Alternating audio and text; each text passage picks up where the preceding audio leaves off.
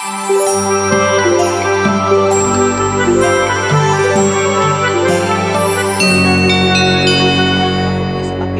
से हमें बहुत सारे ऐसे प्रोविजंस मिल चुके थे, ऐसे बहुत सारे जो हमारे सेक्शन थे जो आज के वर्तमान के संविधान में ऑलमोस्ट समझिए कि जब संविधान बनकर तैयार हुआ था तो उसमें इस एक्ट से ऑलमोस्ट 2000 से भी ज्यादा, माफ कीजिएगा 200 से भी ज्यादा सेक्शन या आर्टिकल जो है सीधे तौर पर ले लिए गए थे। 200 से भी मोर देन 200 सेक्शन। ठीक है, तो इसलिए इस एक्ट को बहुत ज्यादा इंपॉर्टेंट माना गया, सबसे इंपॉर्टेंट यही एक्ट था और इसी एक्ट से हमें इंस्पिरेशन मिली हमारे कॉन्स्टिट्यूशन की। लेकिन सिर्फ ये एक्ट ही जिम्मेदार नहीं है कि भारत में कॉन्स्टिट्यूशन सभा का निर्माण किया जाए या कॉन्स्टिट्यूशन बनाया जाए, संविधान बनकर तैयार हो, बल्कि उससे भी ज्यादा महत्वपूर्ण कुछ अगर मुद्दे थे तो वो था हमारा स्वतंत्रता संग्राम। जी हाँ दोस्तों, उस समय तक दैट मीन्स कि 1935 के बाद के जो समय आया, भारतीय जो स्वतंत्रता संग्राम भारत में चल रहे थे, उन्होंने अब जोर पकड़ना शुरू कर दिया था और उन्हीं के कारण, उन्हीं स्वतंत्रता संग्राम के कारण अब ब्रिटिश गवर्नमेंट पूरी तरह समझ चुकी थी कि अब भारत पर रूल करना और अधिक लंबे समय तक रूल करना अब पॉसिबल नहीं है। इसलिए अब भलाई इसी में है कि इंडियन नेशनल कांग्रेस को अब संविधान सभा बनाने की अनुमति दे देना चाहिए ताकि हम शांतिपूर्वक वापस अपने होम टाउन निकल सके, होम कंट्री निकल सके। ठीक है, भारत छोड़ करके हम वापस जा सके। तो दोस्तों यही यात्रा थी संविधान सभा के प्रारंभ की। दैट मीन्स कि अब जो है संविधान सभा की मांग अब बड़े जोरों पर थी। भारत जो कांग्रेस थी, हमारी इंडियन नेशनल कांग्रेस थी, अब वो बहुत जोरों से संविधान सभा की मांग कर रही थी ताकि वो अपनी पसंद का संविधान बना सके, संविधान बना करके अपने देश को अंग्रेजों से आजाद कराकर स्वयं प्रशासन देश पर कर सके, अपने देश को अपने अनुसार चला सके। तो संविधान सभा की मांग शुरू होती है, लेकिन कहां से होती है? आइए अब हम बिल्कुल जीरो से इस बात को उठाकर चलते हैं कि संविधान बना कैसे था, संविधान का निर्माण दैट मींस हुआ कैसे था। क्लियर है? तो अब बिल्कुल जीरो से हम चर्चा करेंगे। ये एक हिस्टोरिकल बैकग्राउंड था कि किस प्रकार से संविधान की जो संविधान बनाने का जो आइडिया था वो हमारे संविधान निर्माताओं के दिमाग में आया और उन्होंने किस प्रकार से इसकी शुरुआत की। तो शुरुआत होती है अब, दैट मींस पॉइंट नंबर 2 से।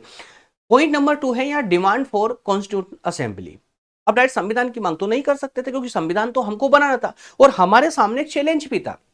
हम मांग तो कर रहे हैं संविधान बनाने की, लेकिन जिस देश में इतनी विविधताएं हो, क्या उस देश के लिए एक संविधान बनाना, एक पूरे देश के सभी जो विविधताएं हैं उन सबको एक सूत्र में बांधना क्या पॉसिबल है? जबकि ब्रिटिश गवर्नमेंट ने खुला चैलेंज किया था, स्पष्ट रूप से कहा था कि इंडियन जो है अपने लिए संविधान किसी भी प्रकार बना ही नहीं सकते हैं। तो दोस्तों यही चैलेंज हमारे संविधान निर्माताओं ने एक्सेप्ट किया और संविधान सभा की मांग अब जोरों पर थी। संविधान सभा की मांग सबसे पहले अगर मैं बात करूं किसके द्वारा की गई थी, तो दोस्तों सबसे पहले अगर आइडिया भी आया संविधान सभा का, जिसे इंग्लिश में क्या कहा जाता है, कॉन्स्टिट्यूएंट असेंबली। याद रखिएगा आप लोग, है ना, कंफ्यूज मत होइएगा। बहुत सारे छात्र यहाँ पर हिंदी मीडियम वाले भी है और अंग्रेजी माध्यम वाले भी है, तो कंफ्यूजन ना रहे। कंटेंट यहाँ इंग्लिश में जरूर है, लेकिन मैं पूरा लेक्चर आप लोगों को जितना पॉसिबल हो सकता है हिंदी में लेकर के आ रहा हूं आप लोगों के लिए, ताकि आप लोगों की जो कंफ्यूजन है वो पूरी तरह क्लियर हो जाए। ठीक है, और ये कंटेंट इंग्लिश में लाने के पीछे रीजन क्या है ये मैं किसी एक सेपरेट सेशन में बताऊंगा आप लोगों को। सिर्फ ऐसे ही सेपरेट सेशन लेकर के आऊंगा, उसमें हम इस पर चर्चा करेंगे। तो आइए वापस लौट आते हैं सेशन में। कॉन्स्टिट्यूंट असेंबली की डिमांड, तो डिमांड कब होगी? जब ये आइडिया किसी के दिमाग में आएगा। ठीक है, तो पहले इस पैराग्राफ को पढ़ लीजिए। क्या लिखा, क्या बोल रहा है पैराग्राफ कि the idea of farming an Indian constitution by Indians themselves was first put forward bye M.N.. Roy in 1934। He was a Pioneer of the idea of constituent assembly. तो संविधान सभा का, कॉन्स्टिट्यूंट असेंबली का सबसे पहले अगर कोई आइडिया आया तो वो इंडियंस में ना, इंडियंस में अगर सबसे पहले आइडिया आया तो वो किसके दिमाग की उपज थी मेरे प्यारे दोस्तों? वो थी एम.एन. रॉय साहब की, एम.एन. रॉय की। ठीक है, एम.एन. रॉय का बचपन का नाम हुआ करता था नरेंद्र नाथ, और इनका फुल नेम अगर मैं बताऊं तो फुल नेम है यार थोड़ा दिमाग से स्लिप हो रहा है, बहुत प्यारा नाम है इनका, मानवेंद्र नाथ रॉय, माफ कीजिएगा, मानवेंद्र नाथ रॉय फुल नेम है, जिसको हम शॉर्ट में एम.एन. रॉय के नाम से जानते हैं। ठीक है, तो एम.एन. रॉय के दिमाग की ये उपज थी। इन्होंने 1934 में सबसे पहले संविधान सभा का आइडिया जो है कांग्रेस में रखा था और इसीलिए इनको संविधान सभा का अग्रदूत माना जाता है, पायनियर माना जाता है। अच्छा, इसके बाद में, इस मांग के बाद में क्या हुआ, क्या ये संविधान सभा एक्शन में आई? अभी इतनी जल्दी एक्शन में नहीं आनी थी, बल्कि इसके बाद में फिर उसके अगले साल जब इंडियन नेशनल कांग्रेस की जो मीटिंग होती थी ना, सेशन होता था, सेशन हुआ, तो उसमें फिर से एक बार फिर डिमांड पर ऑफिशियली डिमांड हुई, किसकी? संविधान सभा की ऑफिशियली डिमांड हुई। तो नेशनल कांग्रेस के अधिवेशन के माध्यम से संविधान सभा की 1935 में फिर से एक बार मांग की गई, ब्रिटिश सरकार से मांग की गई, ठीक है। और एट लास्ट फाइनली अगर बात करें तो फाइनली इतनी मांग होने के बाद में और कई सारे जो स्वतंत्रता संग्राम चल रहे थे उनका परिणाम देखने के बाद में, और सबसे बड़ा जो रीजन था वो रीजन था 1857 में जो क्रांति हुई थी हमारी, जिसे हम 1857 की क्रांति के नाम से जानते हैं। तो उस क्रांति के बाद में अब ब्रिटिश सरकार पूरी तरह श्योर हो चुकी थी कि अब भारत पर हम शासन नहीं कर सकते लॉन्ग टाइम तक, इसलिए जितना जल्दी हो सके अपने बोरे बिस्तर समेट करके अब निकलने में ही फायदा है। तो उसी के चलते दोस्तों 1940 में ब्रिटिश गवर्नमेंट ने जो है इस डिमांड को एक्सेप्ट कर लिया। किस डिमांड को एक्सेप्ट किया था? आपके कॉन्स्टिट्यूंट असेंबली के फॉर्मेशन वाली डिमांड को एक्सेप्ट कर लिया और ब्रिटिश सरकार ने खुद कह दिया, ब्रिटिश पार्लियामेंट ने कह दिया कि भाई ठीक है, अब आप अपना संविधान बना सकते हो। और इसकी शुरुआत हुई थी अगस्त ऑफर से, जिसे हम हिंदी में अगस्त प्रस्ताव कहते हैं, ठीक है ना, अगस्त प्रस्ताव। क्लियर है? तो याद रखिएगा, अगस्त प्रस्ताव के रूप में ब्रिटिश पार्लियामेंट ने कॉन्स्टिट्यूंट असेंबली के जो है निर्माण की बात को एक्सेप्ट कर लिया था। तो फाइनली अब जो है इंडियंस के पास में एक मौका था कि वो अपनी संविधान सभा बनाए, संविधान सभा बना करके अपने एक अच्छे से संविधान का निर्माण करें ताकि पूरा देश एक सूत्र में बंध सके। चलिए अब इसके आगे की कहानी को देखेंगे हम पॉइंट नंबर 3 में। जी हाँ दोस्तों, थोड़ा ध्यानपूर्वक सुनते चलिएगा, मैं यहाँ पर पॉइंट टू पॉइंट बात करूंगा, थोड़ा सा जो कॉन्सेप्चुअल यहाँ पर कॉन्सेप्ट है, डेटा है, तो थोड़ा सा ध्यान रखिएगा। Formation of the constituent assembly. चलिए, असेंबली की डिमांड अब पूरी हो चुकी थी, अब बारी थी असेंबली के निर्माण की, बनने की। बनती कैसे दोस्तों? तो आफ्टर द कैबिनेट मिशन आता है, आपको याद है, मैं आगे और डिटेल में हम इस कैबिनेट में सभी मिशनों को वन बाय वन करके पढ़ने वाले भी हैं।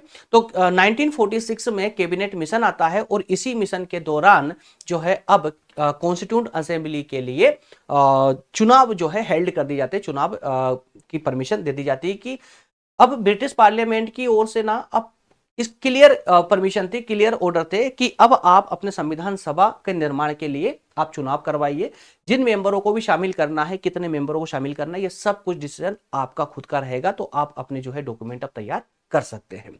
और ये खबर आई थी हमारे कैबिनेट मिशन के द्वारा। क्लियर है? तो इस पूरे प्रक्रिया में, कॉन्स्टिट्यूंट असेंबली के निर्माण की पूरी प्रक्रिया में कुछ महत्वपूर्ण फैक्ट रहे हैं, उन फैक्टों पर विशेष रूप से आपको गौर करना है। क्यों करना है? क्योंकि फोकस बना के रखना था, क्योंकि एग्जाम में जो आप लोगों से पूछे जाता है ना, वो फैक्ट ही पूछे जाते हैं। तो फैक्ट आपके ये पूरे आपके फैक्ट है, ध्यानपूर्वक सुनते चलिएगा। देखिए दोस्तों, कॉन्स्टिट्यूंट असेंबली का जो डिमांड थी वो अप्रूव हो चुकी है। कॉन्स्टिट्यूंट असेंबली अब निर्माण करना है, तो निर्माण के लिए इलेक्शन करवाने हैं इंडिया में, तो इलेक्शन की बात भी अब पूरी तरह से क्लियर हो चुका था कि इलेक्शन होंगे भारत में। किसके लिए? संविधान सभा में कौन कौन आएगा, किस किस के द्वारा संविधान कौन कौन संविधान सभा में भाग लेगा, उनके चुनाव होने थे, उनके इलेक्शन होने थे। तो इस प्रकार से कुल मिलाकर के अगर हम बात करें संविधान सभा के कुल सीटों की, कुल मेंबरों की, constituent assembly had 389 members, 389 members. कुछ देर के लिए इस लाइन को आप भूल जाइए, ठीक है। कितने मेंबर टोटल, कितने मेंबर होना चाहिए था, मतलब टोटल संविधान सभा में कितनी सीटें होनी चाहिए थी? 389, 389 टोटल सीटें होनी थी। इन 389 सीटों में, 389 सीटों में ध्यान से सुनिएगा, out of this 292 plus 4 members were elected from the provinces and 93 from princely states। इस लाइन को अच्छे से आप समझ लीजिए, आपका फंडा पूरी तरह क्लियर हो जाएगा। अब संविधान सभा के लिए चुनाव होना था, अब सीटें निश्चित हो गई, सीटें कौन, कितनी सीटें कहां किसकी रहेगी, कितनी सीटें किसकी रहेगी। अब अगर आपने हिस्ट्री को, मॉडर्न हिस्ट्री को अच्छे से पढ़ा होगा तो आपको पता होगा कि उस समय में जो है कुछ स्टेट थे जो ब्रिटिश गवर्नमेंट के द्वारा डायरेक्ट ऑपरेट किए जाते थे, कुछ स्टेट ऐसे थे, और कुछ स्टेट कैसे थे दोस्तों, जो जहां पर जिनको हम देसी रियासतें कहते हैं, जहां पर देसी राजा महाराजाओं का राज चला करता था। ठीक है, तो इस तरह से जो टोटल सीटें थी हमारे पास में कॉन्स्टिट्यूंट असेंबली की 389, उनमें से 296 सीटें जो थी वो थी ब्रिटिश राज्यों की, जहां पर ब्रिटिश गवर्नमेंट का डायरेक्टली राज चलता था। ठीक है ना, रूल चलता था। और उसके अलावा कितने स्टेट हुआ करते थे इनके, 11 स्टेट हुआ करते। इस बात को थोड़ा सा मैं थोड़ा समझ डीपली समझा देता हूं, सुनिए। 296 सीट थी, प्लस 296 सीट के फंडे को आप लोग एक बार अच्छे से समझ लीजिए, उसके बाद में आगे का क्लियर हो जाएगा। देखिए 296, 11 स्टेट जहां पर ब्रिटिश गवर्नमेंट डायरेक्टली रूल करती थी, और 4 स्टेट हुआ करते थे उस समय कमिश्नर के। ठीक है, 4 स्टेट कमिश्नर के हुए, जैसे आज जो हमारे केंद्र शासित प्रदेश हुआ करते हैं, इसी प्रकार से समझ लीजिए आप। ठीक है, तो इन जो 11 स्टेट थे, इन पर राज्यपाल गवर्नर शासन किया करता था, और ये 4 स्टेटों पर कमिश्नर का शासन चलता था। तो यहां पर इसमें इसको सीटें दी गई 292 सीटें, और इसको सीटें दी गई थी 4 सीटें, क्योंकि 4 स्टेट थे, एक स्टेट को 1 सीट दी गई थी, और यहां पर 292 सीटें, 292 सीटें दी गई थी। क्लियर है ना। तो अब ये बात याद रखिए, तो टोटल मिलाकर कितनी हो जाती है हमारी, 296 सीटें हो जाती है। और बाकी की जो सीटें बचती है, बाकी जो सीटें थी, कितनी सीटें बची थी, 93 सीटें, वो दी गई देसी राज्यों को। ठीक है, अब यहां पर फंडा ये था कि चुनाव होना है तो क्या पूरी 389 सीटों पर होना है, या फिर 296 सीटों पर होना है, 296 पर होना है। तो सुनिए, यहां पर जो देसी राज्य थे ना, उनको जो है एक परमिशन दी गई कि आप अपनी मर्जी से एक सदस्य या जनसंख्या के आधार पर सदस्य आप अपने भेज सकते हैं, आप खुद चुन करके सदस्य भेज सकते हैं संविधान सभा में। ठीक है ना, लेकिन जो राज्य थे, जो ब्रिटिश राज्य थे, वहां पर इलेक्शन होना था। तो इसका मतलब क्या हुआ कि जो टोटल 296 सीटें थी उन पर इलेक्शन होना था, और सिलेक्शन हुआ। अब जब इलेक्शन हुआ 296 सीटों पर, तो अब जो चुनाव के परिणाम आए, वो परिणाम भी आप लोग दिमाग में रखिएगा। उसमें इंडियन नेशनल कांग्रेस को 208 सीटें प्राप्त होती है, मुस्लिम लीग को 73 सीटें प्राप्त होती है, और जो दूसरे छोटे छोटे समूह थे उनको 15 सीटें प्राप्त होती है। क्लियर है। तो इसका मतलब क्या हुआ, अभी भी बहुमत में कौन था, 208 सीटों वाली इंडियन नेशनल कांग्रेस। ठीक है, तो अब जब जो है संविधान सभा बनकर के अब रेडी होती है, संविधान सभा में कुछ लोग हिस्सा लेते हैं, कुछ लोग हिस्सा नहीं लेते हैं, ये आगे का मैटर हम आगे डिस्कस भी करेंगे। संविधान सभा पर एक सेपरेट सेशन होगा जिसमें हम कंप्लीट डिस्कस करेंगे, एक एक मेंबर पर चर्चा करेंगे। क्लियर है। अच्छा, अब संविधान सभा की शुरुआत होती है दोस्तों यहां पर 9 दिसंबर 1946 से। ये डेट बहुत ही इंपॉर्टेंट डेट है, क्योंकि ये एक हिस्टोरिक डे है, इसलिए इसको याद रखिएगा। 9 दिसंबर 1946, इससे कॉन्स्टिट्यूंट असेंबली की शुरुआत होती है, फर्स्ट मीटिंग होती है, समझ लीजिए। पहली मीटिंग कब हुई थी, 19 दिसंबर 1946 को। चलिए अब आगे बढ़ते हैं। इस मीटिंग में कौन सी मीटिंग में, 9 दिसंबर में जो मीटिंग हुई थी, उस मीटिंग में जो पहले अध्यक्ष बनाए गए, जो चेयरमैन बनाए गए थे, वो थे डॉक्टर सच्चिदानंद सिन्हा। याद रखिएगा, लेकिन ये टेम्परेरी चेयरमैन थे, परमानेंट नहीं थे, टेम्परेरी चेयरमैन बनाए गए थे सच्चिदानंद सिन्हा को। उसके बाद में डॉक्टर राजेंद्र प्रसाद यहाँ के परमानेंट डायरेक्टर बने, या प्रेसिडेंट बने, और वाइस प्रेसिडेंट की अगर बात करें तो वाइस प्रेसिडेंट थे यहाँ पर H.C. मुखर्जी। ठीक है, और इसमें एक और इंपॉर्टेंट जो फैक्ट है वो है कि यहाँ ड्राफ्टिंग वर्क जो है was done by the drafting committee headed by doctor Ambedkar.